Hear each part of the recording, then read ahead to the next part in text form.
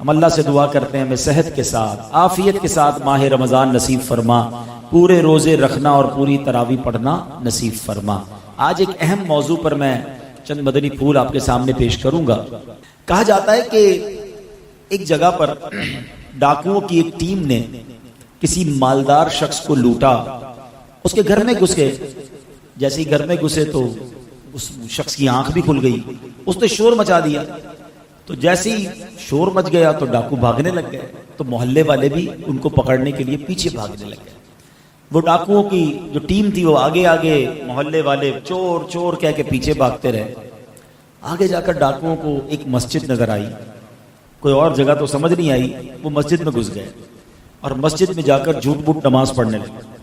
محلے والے ڈھونڈتے ڈھونڈتے مسجد میں آ گئے، کہ یہاں تو نمازی نماز پڑھ رہے ہیں، ڈاکو لگتا ہے کہیں اور چلے گئے۔ وہ ڈاکوؤں کو چھوڑ کر واپس چلے گئے۔ اب جو ڈاکوؤں کا سردار تھا نا، بڑا عقل مند آدمی تھا، اس نے اپنی ٹیم کو جمع کیا اور کہتا ہے یار ایک بات بتاؤ، آج میں نے جھوٹ موٹ نماز کی نقل کی ہے، اللہ کے گھر میں آ گیا تو اللہ نے دنیا کی ذلت اور رسوائی سے بچا لیا۔ اگر سچ نماز پڑھیں گے تو پھر کتنی برکتیں ملیں گی۔ اللہ ادھر بھی بچا لے گا، ادھر بھی بچا لے گا۔ میں نیت کرتا ہوں کہ آج کے بعد میں نے ڈکیتی نہیں مارنی، میں نے حرام کمانا نہیں ہے، میں توبہ کرتا ہوں، تم بھی چاہو تو توبہ کر لو۔ اس کے چیلوں نے کہا ہماری ڈکیتی میں بھی آپ سردار تھے، اب جب توبہ آپ کر رہے ہیں تو توبہ میں بھی ہم آپ کے ساتھ ہیں۔ سب نے توبہ کر لی، اللہ کی بارگاہ میں رجوع لائے اور نیک نمازی بن گئے۔ اب نماز جو ہے نا وہ کس طرح اور کہاں کہاں بچاتی ہے، قرآن پاک میں اللہ کریم ارشاد فرماتا ہے ان الصلاۃ تنہا عن الفحشاء والمنکر، کہ بے شک نماز بے حیائی اور بری باتوں سے روکتی ہے۔ یہ بڑی کمال کی چیز ہے۔ لوگ کہتے ہیں یار معاشرے کو ٹھیک کرو، سچی بات یہ ہے کہ ہم معاشرے کو نمازی بنا دیں، بندوں کو نماز خود ٹھیک کر لے گی۔ اگر آپ کسی کی نماز درست کر لیں اور اس کو نمازی بنا دیں نا، ہم کہ یار اس کے اندر یہ بھی بری عادت، یہ بھی بری عادت، یہ بھی بری عادت، آپ اس کو ٹھیک نماز پڑھنا سکھا دیں، باقی کام نماز کر لے گی۔ کیونکہ رب نے قرآن میں فرمایا نا کہ نماز بے حیائی اور بری باتوں سے روکتی ہے۔ ایک اور واقعے سے اس بات کو سمجھیے گا، کتابوں میں لکھا یہ بھی واقعہ کہ نزہۃ المجالس میں کتاب، بڑا عجیب و غریب واقعہ ہے کہ ایک شخص جو ہے وہ ایک عورت پر عاشق ہو گیا۔ وہ عورت شادی شدہ بھی تھی۔ اس نے اس عورت کو ایک چٹھی لکھی اور پیغام دیا کہ میرا دل تم پر آ گیا ہے۔ برا ارادہ تھا اس کا۔ اب چونکہ عورت بڑی سمجھدار تھی اور اس کا جو شوہر تھا نا وہ مسجد کا امام تھا، پرہیزگار بھی تھا، سمجھدار بھی تھا، اس نے اپنے شوہر کو پرچی دی کہ دیکھیں اس طرح مجھے ایک شخص نے پرچی دی ہے۔ تو شوہر نے کیا کہا کہ ایسا کرو کہ اس شخص کو تم ایک چٹھی لکھ کے دو کہ ٹھیک ہے تم ایک کام کرو کہ پہلے فلاں مسجد میں امام کے پیچھے، فلاں امام کے پیچھے 40 نمازیں با جماعت بلا ناغہ پڑھو، اگلی بات اس کے بعد کرے گی۔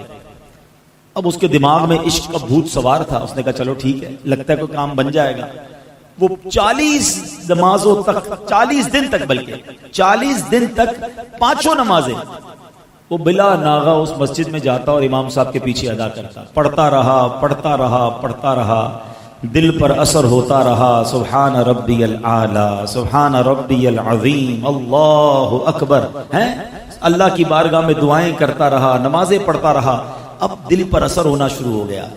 ابھی 40 دن گزرتے ہیں تو وہ نوجوان جو ہے اب ایک اور پرچی لکھتا ہے اور کہتا ہے کہ میں آپ سے معافی کا طلبگار ہوں، اللہ کی بارگاہ میں سجدہ کر کے مجھے پتا چل گیا، نمازیں مجھے پڑھتے ہوئے پتا چل گیا کہ یہ حرام اور رب کی ناراضی والا کام ہے۔ اگر محبت کرنی ہے تو اللہ سے کرنی چاہیے، اللہ کے حبیب سے کرنی چاہیے۔ میں ان تمام حرام کاموں سے میں نے توبہ کر لی ہے اور میں اب اللہ کی بارگاہ میں توبہ کرتا ہوں۔ میری بہن میں آپ سے جو غلط نیت تھی اس پر بھی معافی چاہتا ہوں۔ اللہ اکبر۔ اس عورت نے اپنے شوہر کو وہ پرچی دکھائی کہ دیکھیں یہ تو کمال ہو گیا، یہ شخص برے ارادے سے آیا، آپ نے نماز کا کہا، 40 نمازیں ابھی پوری نہیں ہوئی ہیں اور اس کے دل کی دنیا بدل گئی ہے۔ اللہ اکبر۔ اس شخص کی زبان پر اب بے ساختہ یہ جاری ہو گیا، صدق اللہ العظیم فی قولہ، اللہ نے قرآن میں بالکل سچ فرمایا ہے۔ اور کیا فرمایا ہے؟ ان الصلاۃ تنہا عن الفحشاء والمنکر، کہ بے شک نماز بے حیائی اور بری باتوں سے بچا لیتی ہے، روک لیتی ہے۔ اے میرے پیارے اسلامی بھائیوں، یہ ہے نماز، اور یہ نماز کی فضیلت ہے۔ نماز شیطان پر پتہ کتنی بھاری ہے۔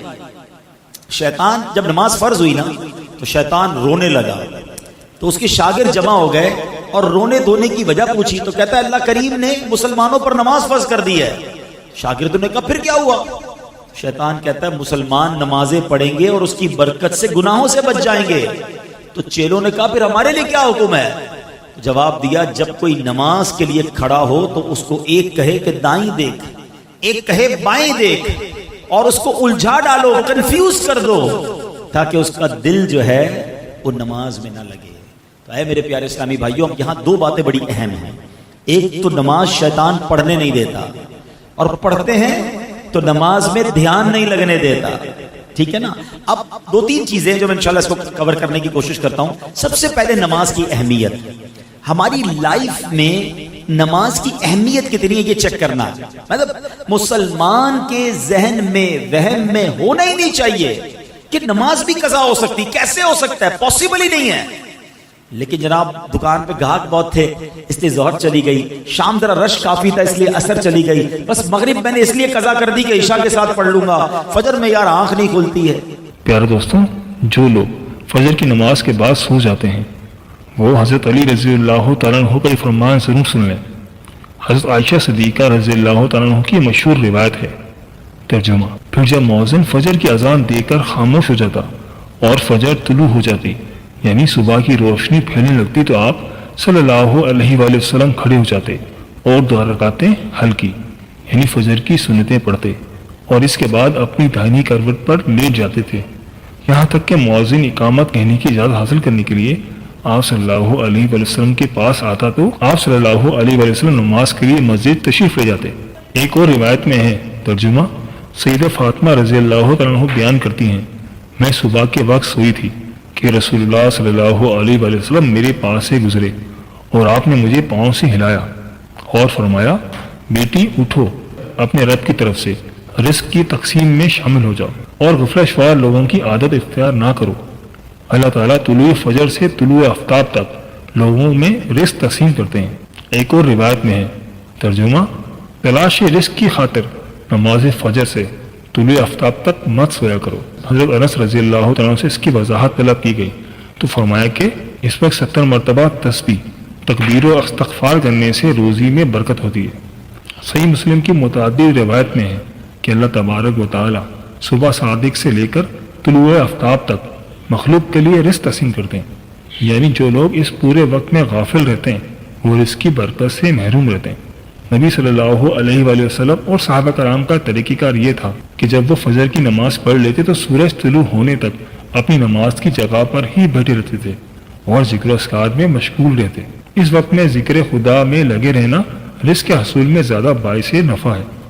آج ہمارے معاشرے میں ایک ٹرینڈ بنا ہوا ہے کہ نوجوان رات کے 2-3 بجے تک موبائل، فیس بک، واٹس ایپ اور ان سب پر لگے رہتے ہیں، پھر ان سے صبح کی نماز بھی قضا ہو جاتی ہے اور دوپہر کے 12 بجے یا 1 بجے تک وہ آرام فرما رہے ہوتے ہیں، اور گھر میں ایسا کوئی بھی انسان نہیں ہوتا جو انہیں ایسا کرنے سے باز رکھے۔ دوستوں، اب آتے ہیں حضرت علی رضی اللہ تعالیٰ عنہ کے اس ارشاد کی طرف جو انہوں نے فرمایا تھا جب ایک مرتبہ حضرت علی رضی اللہ تعالیٰ عنہ کی خدمت میں ایک شخص حاضر ہوئے اور فرمانے لگے کہ علی، صبح سویرے جو انسان سویا پڑا رہتا ہے اس کی قسمت میں کیا کچھ لکھا جاتا ہے؟ تو جواب میں حضرت علی رضی اللہ تعالیٰ عنہ فرمانے لگے، اے اللہ کے بندے، میں نے اللہ کے نبی حضرت محمد مصطفیٰ صلی اللہ علیہ وآلہ وسلم سے سنا ہے کہ جو بھی انسان صبح کے وقت میں سویا پڑا رہتا ہے اور وہ فجر کی نماز بھی قضا کر بیٹھتا ہے یا پھر وہ فجر کی نماز ادا کرنے کے بعد سو جاتا ہے، تو جب فرشتے آسمانوں سے اتر کر ان کے مقدر کا رزق لے کر زمین کی طرف آتے ہیں اور وہ رزق انسانوں میں بانٹنے لگ جاتے ہیں، تو وہ انسان جو سوئے ہوئے ہوتے ہیں اس وجہ سے وہ فرشتے وہ رزق واپس اپنے ساتھ لے کر آسمانوں کی طرف لوٹ جاتے ہیں، اور جب وہ نیند سے فارغ ہو کر اٹھتا ہے، بیدار ہوتا ہے، تب ایسے لوگ رزق کی تنگی کی شکایت کرتے پھرتے ہیں۔